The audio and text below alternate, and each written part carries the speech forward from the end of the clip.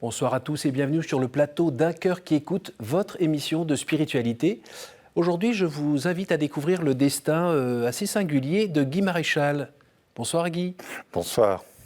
Vous venez d'écrire un livre, je crois que c'est le 3e, qui s'appelle « Dites si c'était vrai », paru aux éditions Première Partie, où vous nous racontez un petit peu comment votre vie a quand même violemment changé à l'occasion d'un AVC qui a eu des conséquences un peu interminables, mais surtout après merveilleuses, qui fait qu'on a la joie de vous voir aujourd'hui, homme renouvelé.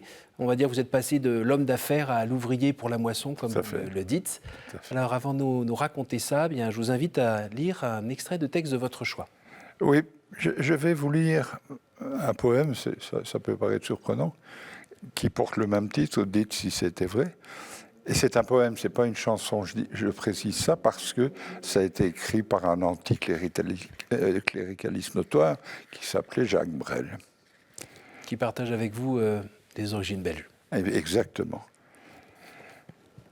Je suis belge, mais je me soigne. Hein. Dites si c'était vrai. S'il était né vraiment à Bethléem, dans une étable. Dites si c'était vrai. Si les rois mages étaient vraiment venus de loin, de fort loin, pour lui porter l'or, la myrrhe, l'encens. Dites si c'était vrai tout ce qu'ils ont écrit, Luc, Matthieu et les deux autres. Dites si c'était vrai le coup des noces de Cana et le coup de Lazare. Dites si c'était vrai. Si c'était vrai ce qu'ils racontent les petits-enfants le soir avant d'aller dormir. Vous savez bien, quand ils disent notre père, quand ils disent notre mère. Si c'était vrai tout cela, je dirais oui. Oh, sûrement je dirais oui. Parce que c'est tellement beau tout cela quand on croit que c'est vrai. Voilà. Quand vous étiez enfant, vous croyiez que c'était vrai ? Mes parents étaient, j'explique toujours que mes parents étaient pépés, c'est-à-dire païens pratiquants. Et en fait, comme partout en Belgique, on allait 3 fois à l'église en moyenne, c'est-à-dire pour les enterrements, pour les mariages et pour les baptêmes. Et moi, très jeune, j'étais mais vraiment émerveillé par la nature. Et on parlait de Dieu, j'entendais parler de Dieu, et je me suis dit, mais est-ce que c'est possible, est-ce que c'est vrai ? Et puis, j'ai vu des tas de choses où j'étais émerveillé, bêtement, des flocons de neige. Quand il fait très froid et qu'il reste sur votre gant en hiver, et que vous regardez, il n'y en a pas deux les mêmes. Il y en a des milliards, et il n'y en a pas deux les mêmes. Et en plus, c'est beau. Et puis j'ai grandi, et puis j'ai dit au Seigneur, je ne sais pas si tu existes, mais je veux te chercher. Je te promets, je n'essaierai jamais de prouver que tu n'existes pas. Par contre, je ne suis pas prêt de croire au livre des Mille et une nuits. Et là, juste pour la parenthèse, si j'ai le temps, je me souviens que je lisais la Bible, et ce n'était pas la première fois, et dans le livre de Josué, le 6e livre, Josué, c'est le roi qui a succédé à Charlton Heston dans les 10 commandements. Et Josué, c'est au chapitre 10, est en train de livrer la bataille de Gabaon, qu'il est en train de gagner, sauf que la nuit va tomber. Et à l'époque, si la nuit tombe avant la fin de la bataille, on enlève les morts, on enlève les blessés, on récupère leurs armes, on donne ça à ceux qui n'en avaient pas, et le lendemain, c'est reparti. Et Josué donne l'ordre à la lune et au soleil d'arrêter leur cours. Et il est écrit, Dieu, pour la première fois, va accéder au désir d'un homme d'arrêter le temps. Et il arrêta le temps pendant presque tout un jour. Comme je comprends, malgré ma belgitude, un peu le français, presque tout un jour, pour moi, c'est pas 24 heures. Et puis je me souviens qu'il y a une histoire qui parle aussi du temps. C'est dans le 2e livre des rois. Le roi Ézéchias va mourir. Et il demande au prophète Esaïe, il demande à Dieu de m'accorder un rabais. Et il reçoit 15 ans. 15 ans de rabais. Et Dieu lui dit à un moment, mais tu ne crois pas que je suis Dieu? Veux-tu que j'avance le temps de 10 degrés ou que je le recule de 10 degrés? Pour peu qu'on ait fait un petit peu de mathématiques, tout le monde sait que 10 degrés, c'est 40 minutes. Je me dis, tiens, 40 minutes, plus presque tout un jour. Mais je ne suis pas un scientifique. Et j'ouvre bêtement ce que beaucoup de Français et de Belges ont chez eux, le dictionnaire Larousse. Et si vous allez voir au mot calendrier, vous lisez toutes les définitions, les changements qu'il y a eu. Et puis il y a une phrase, toute simple. Et je rappelle que Larousse n'a pas été, à ma connaissance, écrit par des chrétiens. Il est écrit, dit dans le dictionnaire, j'espère que vous irez voir, vérifier. Et sur une période de 3 ou 4 000 ans, il y a une erreur inexpliquée de 24 heures. Voilà un peu. Alors, j'admire les gens qui ont la foi. C'est beau. Moi, je voulais que Dieu entre dans mon cœur, mais je voulais qu'il entre par là. Et lui voulait entrer par là. Alors, si on regarde un peu votre vie, on va aller assez vite, parce qu'elle est longue. Il y a une période où donc, vous naissez dans une famille, on vous apprend quand même à compter. Et puis, vous allez vous lancer dans les affaires et vous allez plutôt réussir dans les affaires en Belgique avec, on va dire, des rencontres intéressantes dans le business, dans le monde du sport, un peu dans le monde du cinéma. On voit un moment avec Bernard Tapie aussi que tout le monde connaît. Donc, côté affaires, tout va très bien, tout va très vite, tout va très fort. Mais à un moment, en 2006, en mai 2006, le jeu s'arrête. Oui. Vous avez un AVC de compétition. Oui. Il fait que là, toutes les lumières s'éteignent pour 51 jours. C'est ça. 51 jours, avec même des moments où il n'y a plus rien. L'électroencéphalogramme est vraiment plat et vous êtes cliniquement mort. Il y a juste une pompe qui aide le cœur à bouger, à envoyer un peu d'air, mais il n'y a plus rien. Donc il est question à un moment d'ailleurs d'éteindre la machine, mais quelqu'un, je crois que c'est votre frère, a la bonne idée de quand même vous laisser parler au téléphone avec votre épouse. Ah non, il ne me laisse pas parler. Non, il met le téléphone sur mon oreille. Sur votre oreille, c'est votre épouse qui parle dedans. Oui. Et qui dit « Oh, tu m'avais dit que tu ne me lâcherais pas, là, qu'est-ce que tu fais, là? Tu ne peux pas partir. » Et là... J'ai les larmes qui coulent. Les larmes qui sortent. Alors que je suis mort depuis 15 jours, 3 semaines. Et qu'il était donc question d'arrêter les frais, on va dire. Oui. Et je crois 4-5 jours après... 5 jours après, je me réveille. Vous vous réveillez. Bon, vous parliez de Bible il y a 2 minutes. Il me semble que ça arrive quelquefois dans la Bible. C'est pour ça que mes copains m'appellent Lazare. Voilà. Donc, vous êtes revenu, mais revenu d'où? Et pourquoi? Alors, vous avez pratiquement donné le résumé de ma vie. Et c'est vrai que j'ai été le plus jeune officier belge, puis j'ai été dans les affaires. Là, j'ai déjà eu un problème. Le 20 juin 89, le médecin m'annonce qu'il me reste 2 mois et demi à vivre. Bon, moi ça va, lui il est mort. Mais je suis opéré à cœur ouvert parce que j'ai 2 des 3 artères coronaires bouchées à cause du cholestérol. Oui, familial. On m'opère et on fait 5 montages. Et là, contre toute attente, ça réussit merveilleusement bien. On me dit pour 10 ans, c'était le 20 juin 89 qu'on découvre ça, et on m'opère le 18 août 89, et ça va. Donc 10 ans, je réapprends à compter. Et puis, effectivement, je rencontre Bernard Tapie, je deviens le directeur général de Donné. Donné qui était connu pour avoir engagé le... Donné est arrivé sur le circuit en même temps que Björn Borg. Oui, c'est le tennis. Et en même temps que la télévision. Et c'est ça qui fait le succès du tennis. Et Borg, c'était une machine à gagner. Oui.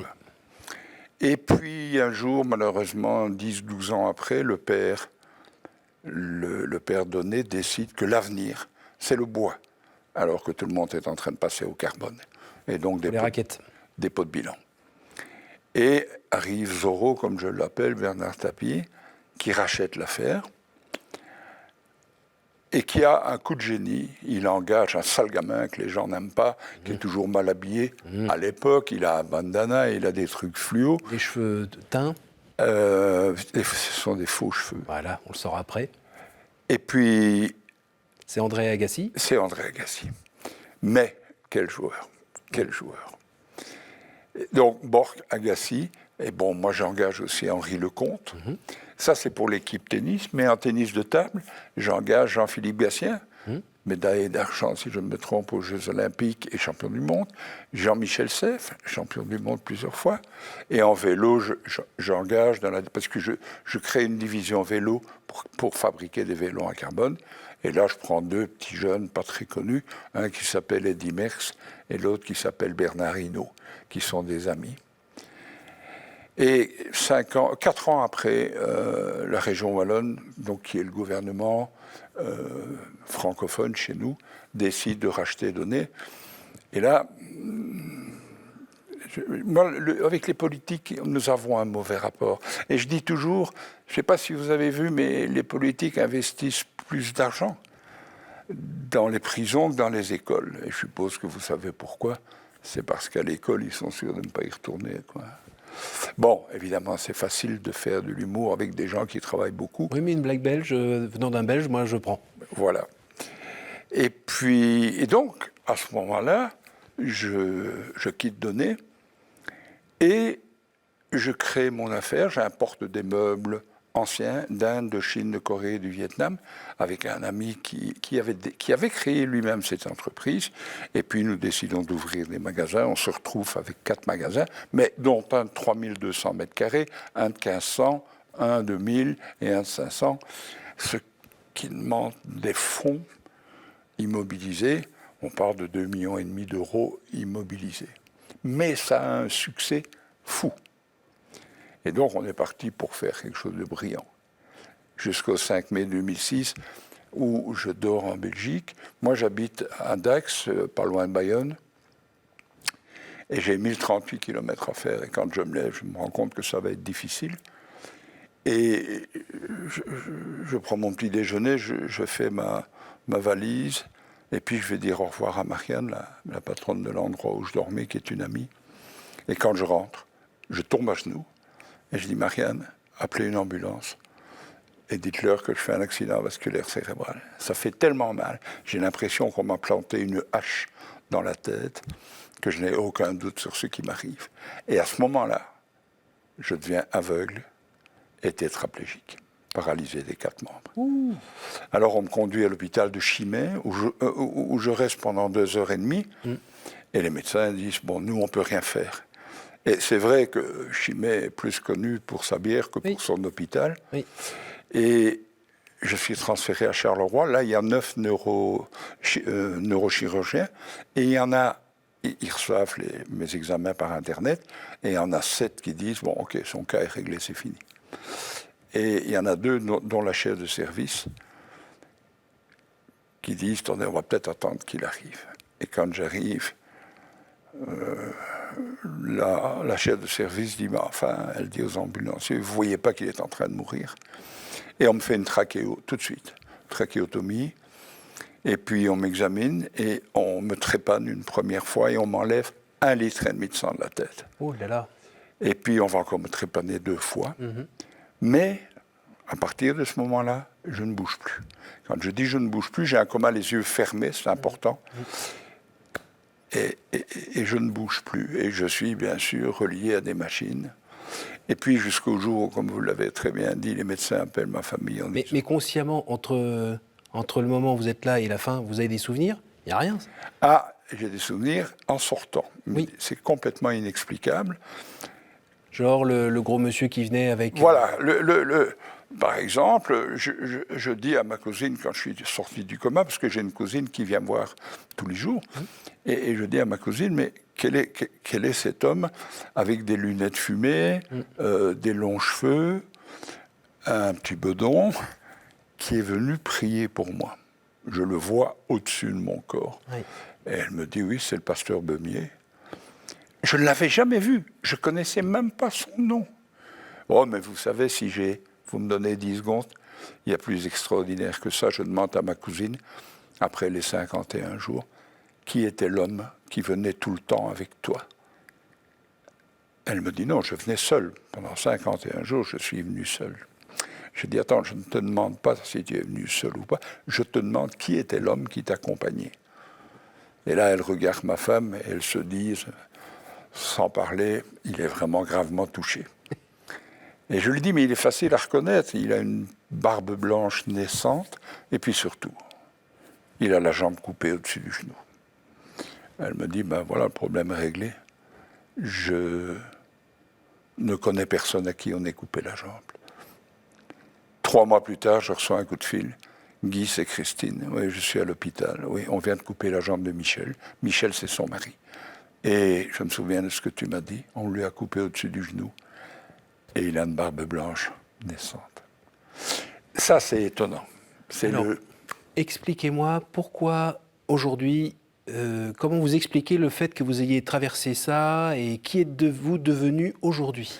Alors, d'abord, j'insiste sur le fait que les médecins, par écrit, devant les caméras de télévision, certifient que je suis le seul à jamais être sorti d'une hémorragie méningée du tronc cérébral. Et c'est inexplicable. Pour eux, c'est complètement inexplicable. L'électroencéphalogramme plat, ce qu'on appelle la mort cérébrale, c'est 2 électrodes pris à 40 minutes d'intervalle par la même machine, et il faut que les 2 fois l'électrode soit plat. C'était mon cas. Donc c'était fini. Les cellules du cerveau étaient détruites. J'étais en mort cérébrale. Un peu miraculé, hein, on peut le dire. Oh, c'est plus pour les médecins. Quand j'ouvre les yeux, le médecin, je me souviens, je lui dis, monsieur, docteur, vous pouvez enlever votre masque, je vous ai reconnu. Et le gars me dit, monsieur Maréchal, on ne vous appelle plus Maréchal, on vous appelle monsieur le miraculé. Et c'est inexplicable. Non, c'est explicable. Alors dites-moi, c'est bien d'être miraculé, mais et après? Alors, pour vous donner une idée, je fais 1m93 et j'allais dire 1m93 parce que je suis belge, mais j'ai passé du temps à expliquer aux Français que 93 c'est 73 plus 20, mais ils ne comprennent pas. Et quand je sors du coma, je fais 1m93 et je pèse 48 kilos. Je ne sais pas si vous vous rendez compte. En fait, je n'ai plus de muscles. Mais en 3 mois, je me reconstruis physiquement. Vous savez, je me souviens, Patrick Vauclair, qui est un pasteur de Belfort et qui a fait l'émission The Mag, m'a interviewé. La vidéo a été vue des milliers et des milliers de fois. Et dans ce DVD, on voit le patron d'une salle de sport qui en fait dépend de l'hôpital et qui dit « J'ai vu arriver un cadavre.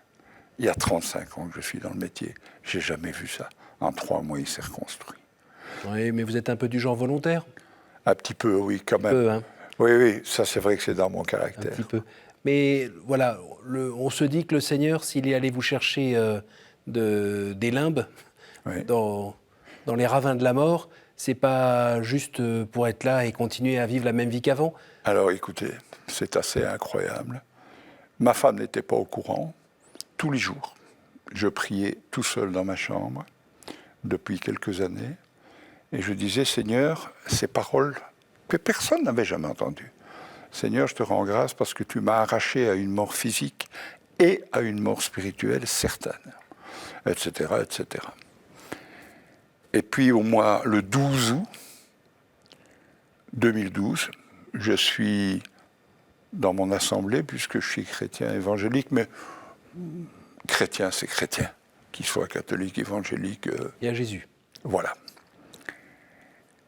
Et il y a quelqu'un que je n'ai jamais vu qui se lève dans l'assemblée et qui dit « Je t'ai arraché à une mort physique et à une mort spirituelle certaine. » Je peux vous dire, ça fait des frissons. Hein. Et je dis « Mais qu'est-ce que c'est que ça ?»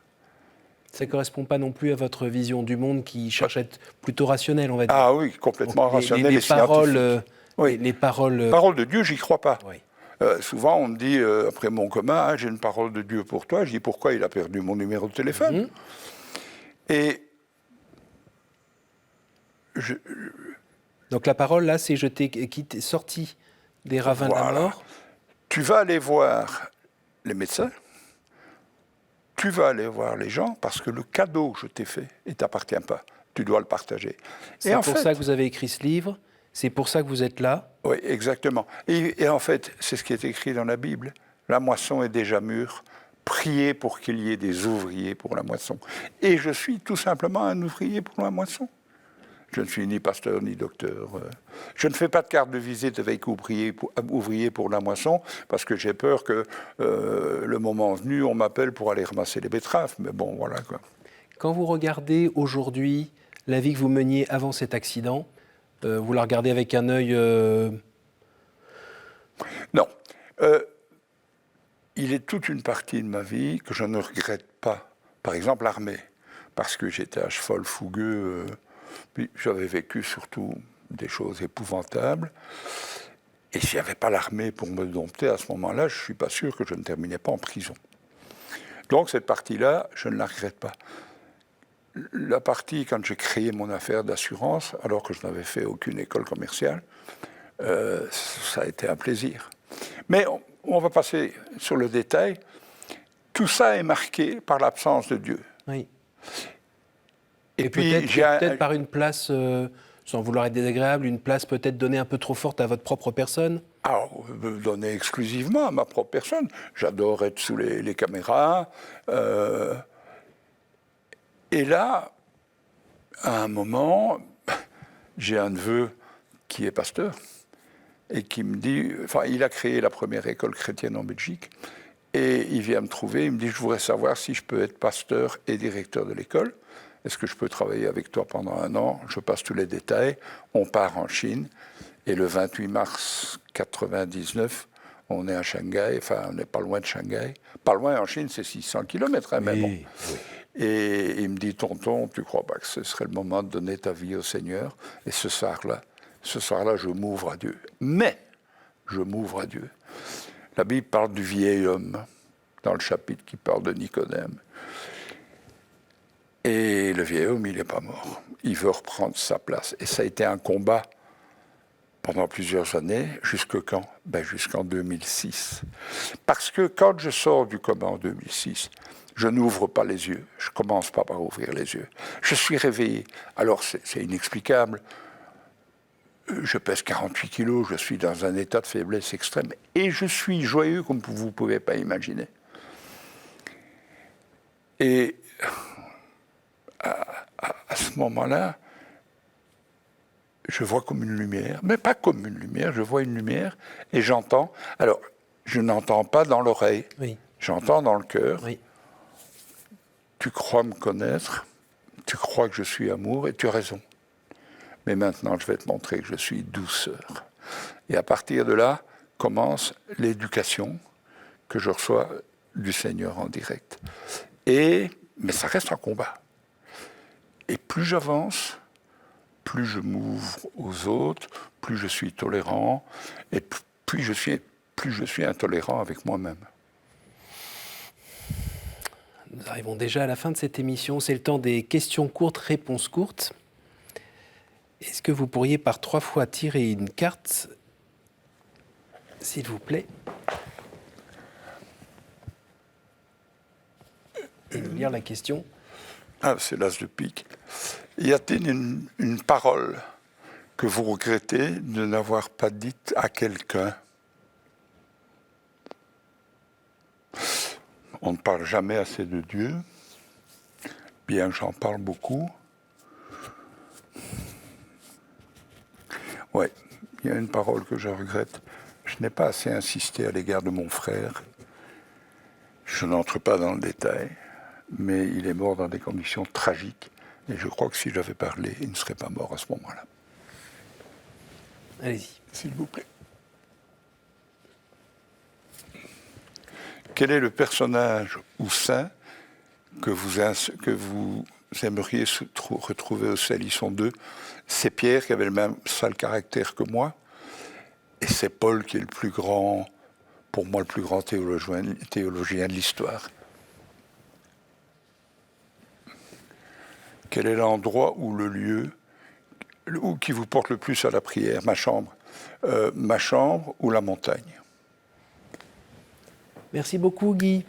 J'invite les gens à lire ce livre, Dites si c'était vrai, paru aux éditions Première Partie, où on rentre davantage dans le détail de ce que vous venez de nous partager, où on voit la main de Dieu qui est là et qui vous a vraiment pas lâché, qui vous a rattrapé par le cou pour peut-être devenir ce nouvel homme le destin auquel nous sommes tous appelés.